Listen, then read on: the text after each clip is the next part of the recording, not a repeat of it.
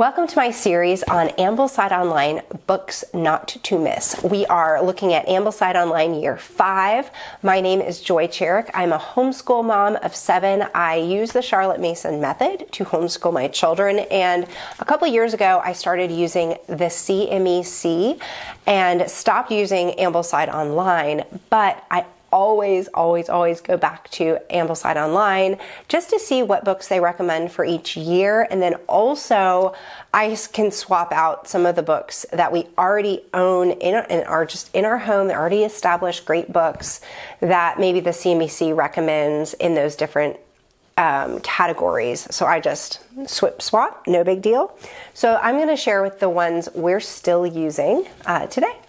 So the first book is Wild Animals I Have Known, and that is by Ernest Thompson Seton, or Seton maybe. And you can see my copy has some sweet little line drawings in it.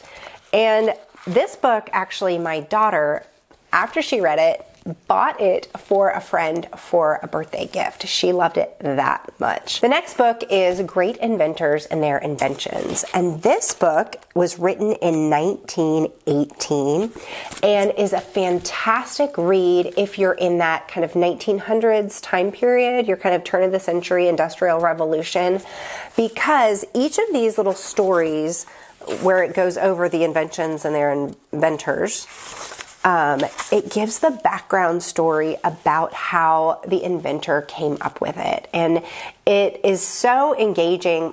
Again, the narrations that my kids give me from this book has been so sweet. I love that they're starting to connect with these different ideas, and then also that they're learning about kind of the origin story of things like the steam engine, the steamboat, the locomotive. This is such a great period read, and it gives a lot for the kids to narrate. So strongly recommend that one. The next book is Plutarch's Lives, and the version I'm going to link to is this one, Plutarch's Lives for Boys and Girls. This one and Great Inventors and Their Inventions are both reprinted by Yesterday's Classics, and they have a ton of wonderful, their formatting is really, really nice.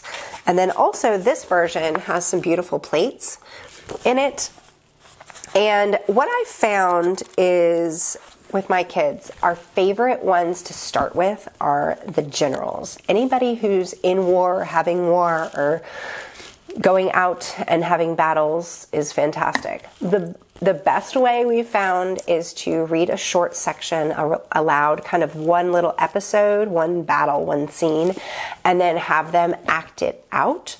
They tend to do so much better if they're able to have that movement component as well. And then the CMEC actually has helped us with our Plutarch work in that they give us maps and then some background to help make it a little bit more robust and also more engaging. The kids start to look up all the different places that are being talked about on the map, so it makes the story really come to life and help us understand this actually happened to actual people in an actual time and an actual place. So I love this as a starter just because the language is a lot easier to get a hold of and you can just get the story arc. If you want something a little bit more challenging and kind of next level, even more structured, Anne White's guides are really good. I was comparing translations, and she says that she uses North's translation and Dryden, and after looking at them both, North is so much harder to read than Dryden, and the Dryden translation is actually what the Harvard Classics uses. It's the one a lot of people use as a recommendation, but the CMEC and Charlotte Mason herself used North's translation. It's just harder, guys.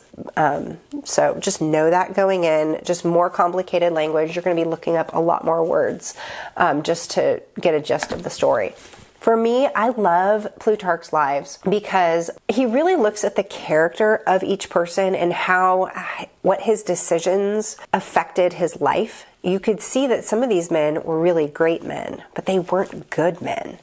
And we can start to wrestle through these ideas of virtue and character and how what you do is who you are. So I'll also link to the Ann White guides below. Okay, the next book in Ambleside Online Year 5, the recommendation is Richard Halliburton's Book of Marvels. Now, this has been reprinted by Living Book Press. Thank goodness. When I first started with AO, this book was almost impossible to get a hold of. Now, the pictures are not great. We've got a lot of, they're all black and white pictures. So what I like to do is go on to YouTube and find the location, find a video about the modern day, or even kind of a recreation of what the thing they're talking about in here. And then we look at it on the map, and then they're drawing on their maps, or they're even drawing the actual thing on their map, you know, the building or the, you know, whatever the thing is. But usually they're drawing on their maps, drawing the rivers and all of that around it while I'm reading the story. So I love the Book of Marvels. This is one that's great to do together. You can even start it together. We did this last year. We started it together, and then I needed to assign it to my students independently once we had some other subjects that needed to fit in that time slot. All right, so the last book is Always Inventing, a Photo Biography of Alexander Graham Bell. Now, I love stuff like this because it helps bring these great people to life. We've got all of these pictures that help us understand who this person was and how they fit into reality. And this is another one that's going to round out your kind of 1900s, early 1900s time period, which is where the Ambleside Online Year 5 time period sits. So that is all I have for the Ambleside Online Year 5 books not to miss. Thanks so much, and I'll see you next time.